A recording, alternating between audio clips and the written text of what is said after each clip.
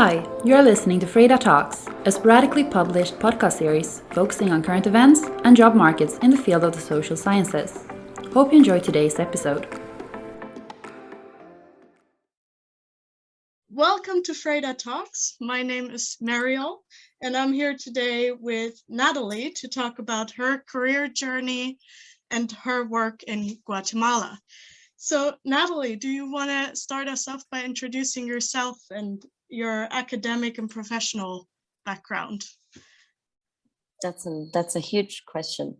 My name is Natalie Mejia, and I'm currently in Guatemala, working as a country representative for an organization called SWEFOR.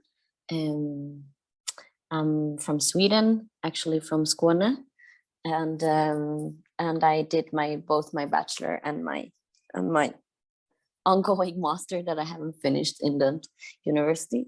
So you can say that I'm a proud Skåne person. I leave Sweden, but I don't leave Skåne. And I've been working and living in Guatemala for 5 years, on and off, been going back and forth, and have had different positions. And maybe we can go further into that. Yes, absolutely. Do you want to maybe start by saying, you said you work for SWEFOR. Maybe that is not a very familiar organization for most people. So what is it that you do for them, and what does the company or the organization do? Yeah, it's in Swedish it's called Kristna Fredsrörelsen, so it's much larger and in Swedish. And the acronym in English is a short term of Swedish Fellowship for Reconciliation. But I think there's a lot of people who haven't heard about it, or actually that have a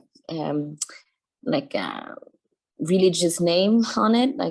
Kristna means Christian peace movement, I think it is literally translated. And it's an organization that was funded through the I would say radical Christians peace movement that was promoting to take away the military obligation. I know there's another name for it, but right now I can't remember how to say it. And then it's been developing and changing within, and then it's an organization that is based in Stockholm, and it has work and in Sweden too, where it actually work with nonviolent methods. It do capacity building a lot for members, but also in alliance with other organizations and nonviolence methods. They actually have also a course in the north of Sweden, in Härnösand, with a folkhögskola, as it is called, but it's in Swedish, unfortunately. And then we have the international team, I would say, that is where it's called, in English, it's called the Peace Service Program. So we have 3 offices in Latin America, that is Colombia, Guatemala, and Mexico. And then there's also a program in the Maghreb region, but there's not an office. There's colleagues in Sweden that is working with implementing there, and I cannot go deeper in that because I actually don't know it so much. That's the negative part on when you have like full information only about the country where you work in. So in Guatemala, the whole peace service program works with international accompaniment. I'm so bad with saying that word in English. And maybe it's new for a lot of people to hear that kind of methods, but it's a method that was created based on actually colonial perspective, using this as a force, using international passport to make governments or actors that are threatening human rights defenders to say no. Like it was a way to say no, and I would say it have changed also the method during the last years. And I would say that today we are still present in the communities, we're still present in the territories, and I think that is the added value that we have. with the methods that we are present, we are the one who receive first-hand information from the human rights defenders, and then are the one who can make sure that this information is given to actors that have the mandate to ask the governments to react or act or not act on it. And also we only work with human rights defenders that are using nonviolence methods. We're a nonviolence organization, and this is one of our big, I would say pillars, I don't know, pilares, that's in Spanish, but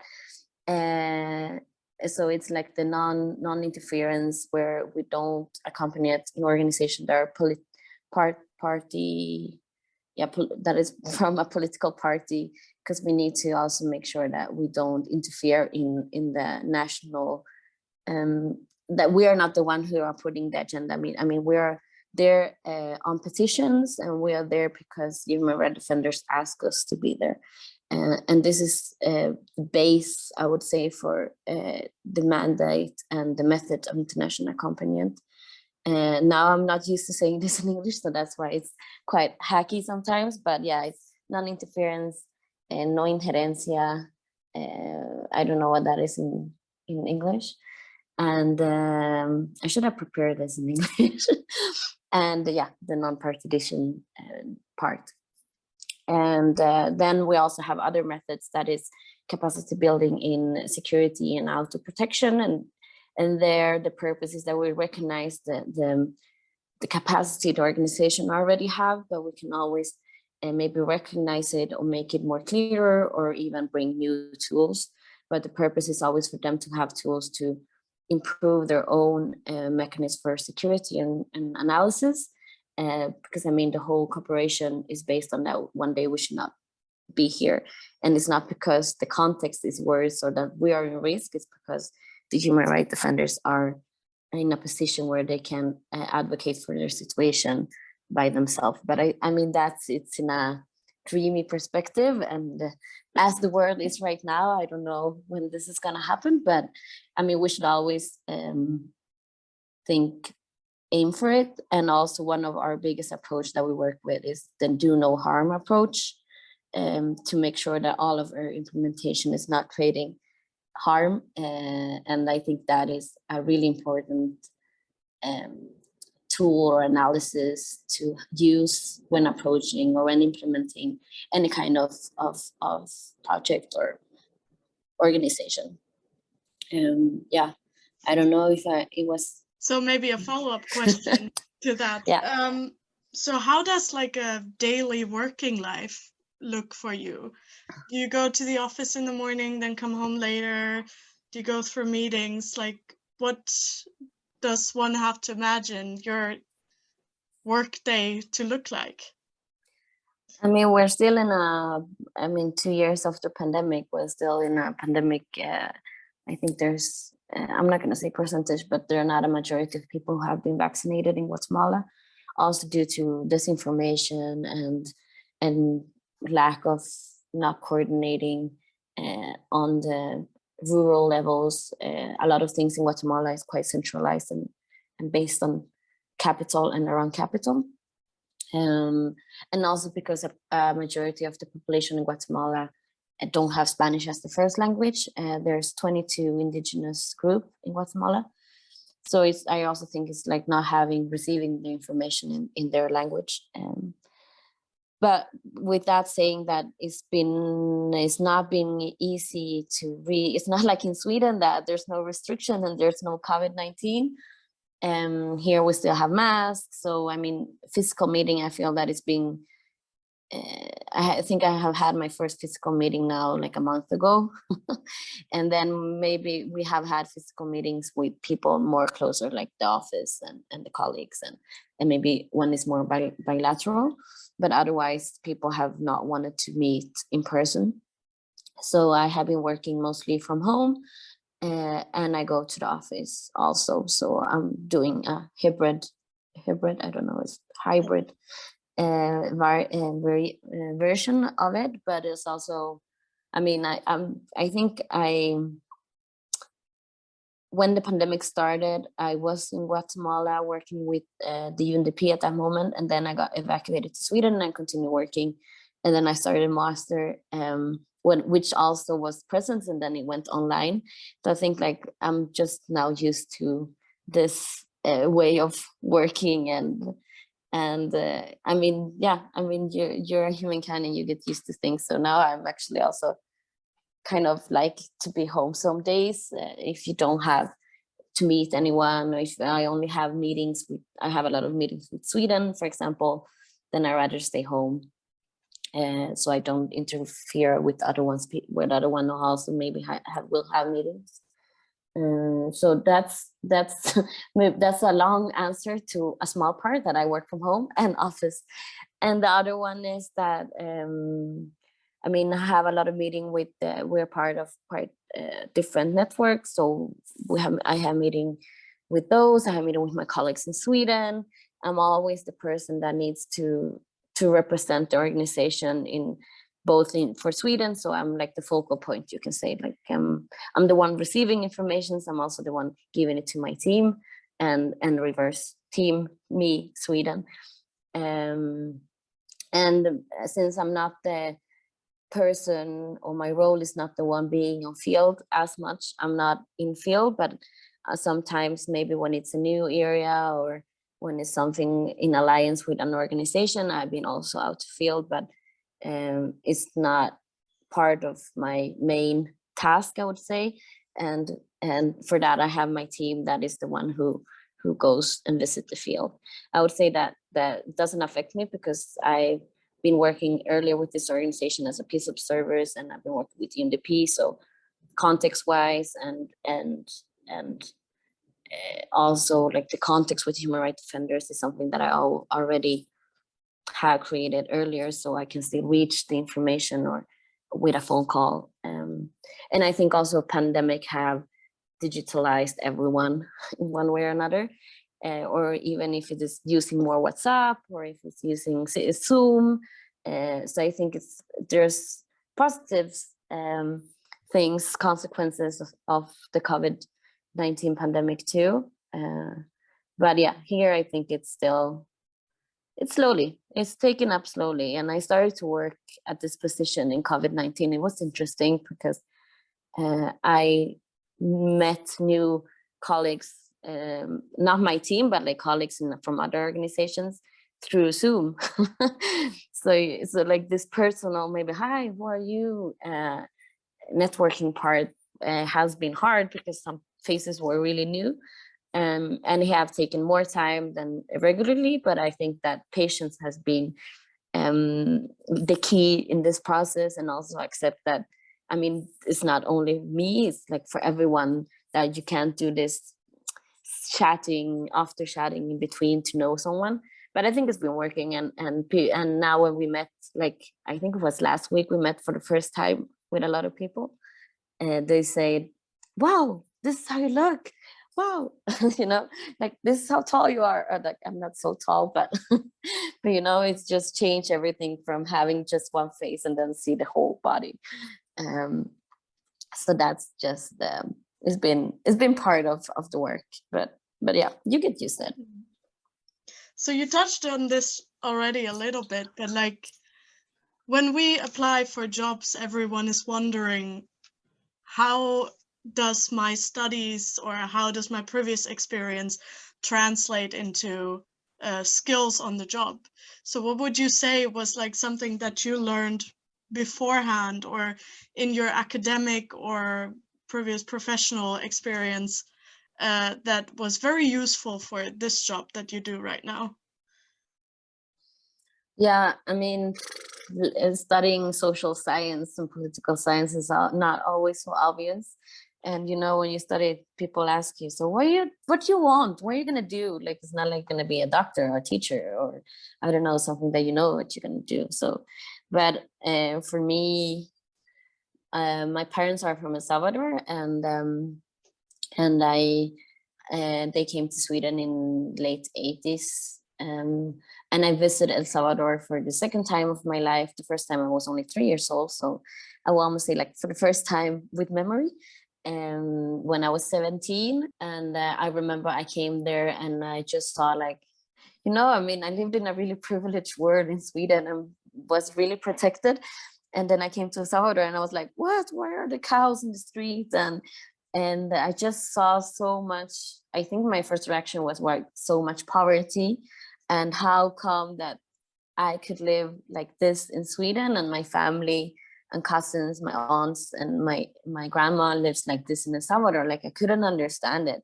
So I think ever since, that has been my drive for change, for something better or improving. I don't know. I was always like, I don't know what I want to do, but I knew that I wanted to like contribute to a change to make El Salvador. I mean, today I have maybe another type of approach, but this is Natalie 17 thinking like better or the same as Sweden, right? But I mean, that shouldn't either be the goal, to make a country the same. I think that always been my driving force, and like something that I wanted to understand maybe the differences, and I wanted to understand how it could be so different. And that's why I approached political science. But I felt that in political science, you get lost in your way. So it's not always the obvious path. Like, you do go straight and you follow your goal and you do your goal. And so I had a moment where I realized, okay, I know Spanish, but I need to know one more language. So I actually had a path, like 3 semesters, 2 years, when I put my mainly focus on French, and I lived in France, and like Latin America was quite in the shadows. So I had like a language period where I wanted to learn French, and to learn it was to live in France. And then when I felt done with it, I was like, okay, I want to go back to focus on Latin America. So for me, I think it's always been like, not easy, but it's been more clear my path that I want to work with Latin America, because I want to understand. I don't know what I want to understand, but I need to understand something. So I actually did an exchange? No. A trainee internship, it is called. It was something with in Paraguay, with a Swedish organization, where I was based in the field with a family. And I remember while being there, because I remember like during my bachelor period, I was like, okay, so what do I want to do? What do I even want to write my thesis about? And how should I write it? Like, there was so much things that was not clear for me. I remember I was like so confused, and like there was so different, like my mind wanted to just implement or do something practical, while university said like, you have to do theory methods. And I was like, no, I don't want to do that. So I think I had a conflict with with myself with the thesis, because I wanted to graduate too. So I did this internship like in between, like I postponed my thesis. And while being in the field, I realized that, okay, this is what I want to do. I want to be in the field. I want to like live with people. I want to listen to people. I want to understand what their daily struggle is, because if I don't understand, how will I ever be able to work, like, let's say, on the Swedish cooperation part or with the UE and put policies, implement things, if I don't know the reality that people lives in. So, I mean, it wasn't maybe the clear path, but I think Paraguay was like a starting point where I realized, okay, this is what I want to do. And I don't care if it's a work or if it's an internship, but I want to be in the field. But this was like on my end of my bachelor's. I mean, it takes time to realize what you want to do. And that's where I applied for this, the peace service program as a peace observers, because I knew that was being on the field, meeting people, and not either putting your ideas. I think that was important for me, that it was a mandate that I could still like be part of something, but it would be more on a change than me implementing project that was not even needed for organization. So I think these 2 experiences have been really vital for me, and understanding and respecting the ways of people how they want to live. That's why I also want to go back to my 17 years old. It's not that people wants to live like in Sweden. So I think those has been like a driving force, like both my own personal history, like my family's history, but also the path that I took. And it was not a clear path. I just saw like an internship in Latin America, and I was like, I'm gonna apply. and then I moved.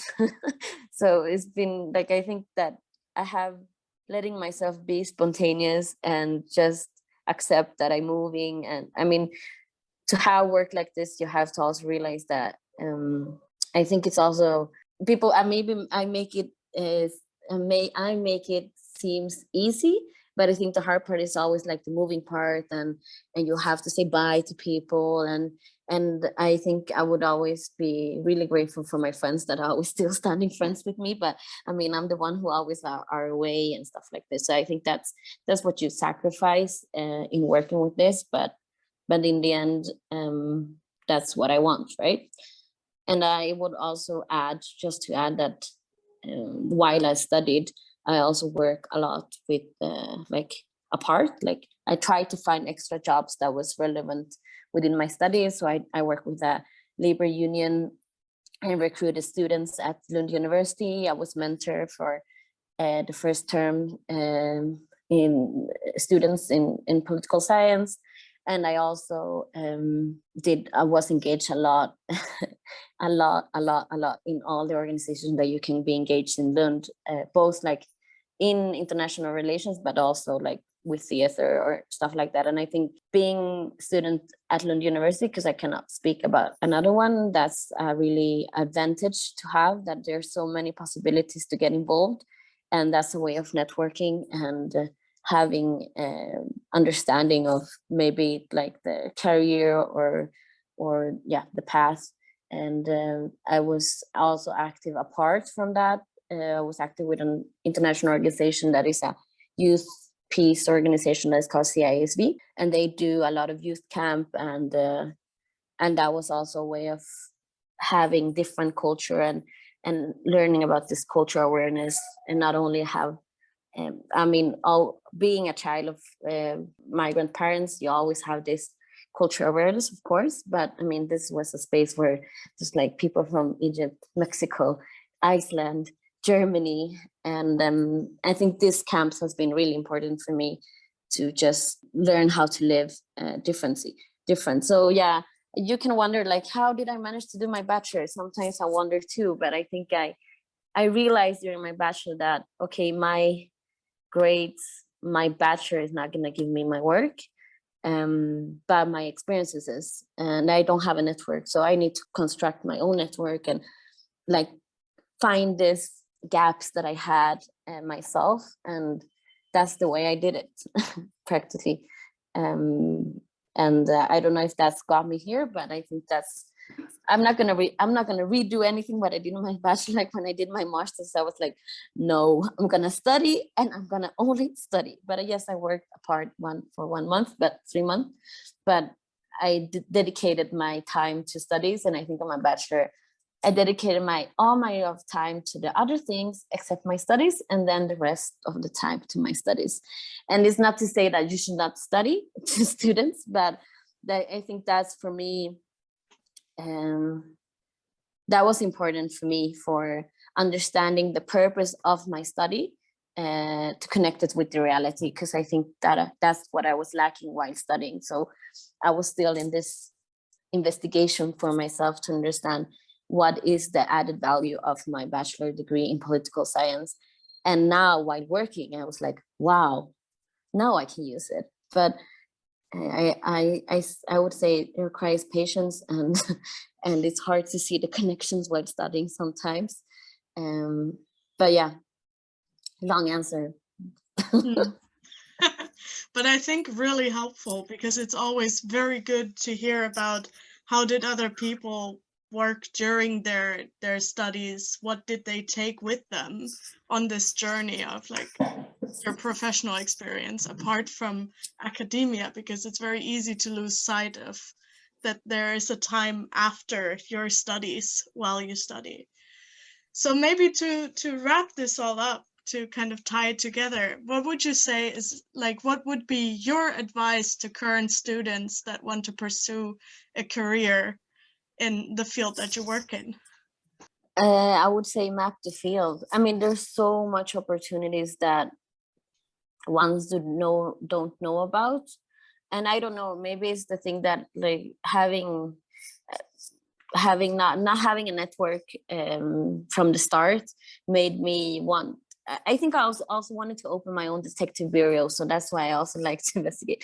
But it made me like map the opportunities that I have that maybe didn't require money. For example, so I did this internship, and I was giving like a stipendium, and that was perfect for me.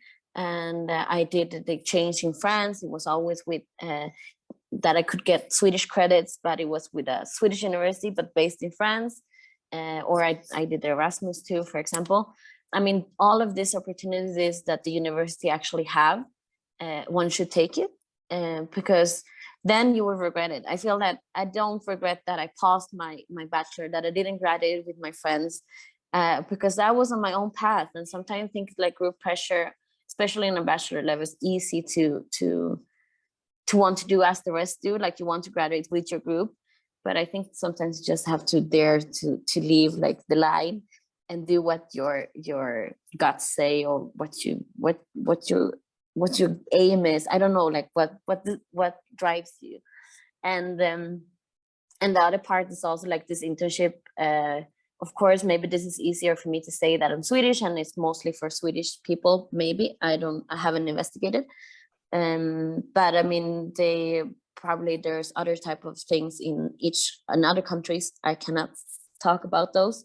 But then also I would say that another opportunity there is always, if you want to apply for job, are the UNV positions that the UN have. And sometimes, most of the time, they are also funded from a country. So they only send away nationals from their own country. So my position at the UNDP, I haven't talked so much about that, but just to say that was a UNV funded position from ASDI, not ASDI, that's in Spanish, from the Swedish Cooperation Agency. And they found I think they put out like 22 positions a year in different countries. And I know this is only for Swedes, but I know there's one from United States. I know there's one for Finns. I know France, I also think, have a program. But yeah, I would just add that be you, and this is not for everyone, but I mean, there's also a lot of position in small civil society organizations, and I think it's important to have a clear understanding why you're doing this. Because if you don't, I think it's going to be hard to motivate yourself when you're graduated what you want to do, because it's such a wide education. I mean, political science, you can do so much. I have graduated with my friends, and with my friends that I graduated with, all of them, we're all doing really different stuff. And I mean, they're doing what they want to do, and I'm doing what I want to do. So I think it's also like, embrace the diversity and don't be afraid to be different, I would say. Well, thank you so much for this very extensive talk and all these new informations. I think there's a lot for everyone to kind of pick out for themselves, for their own experience, and learn from. So thank you so much, Natalie. And this was another episode of FREJDA Talks. Thank you for tuning in. You can find FREJDA at frejda.org or at FREJDA.org on all social medias.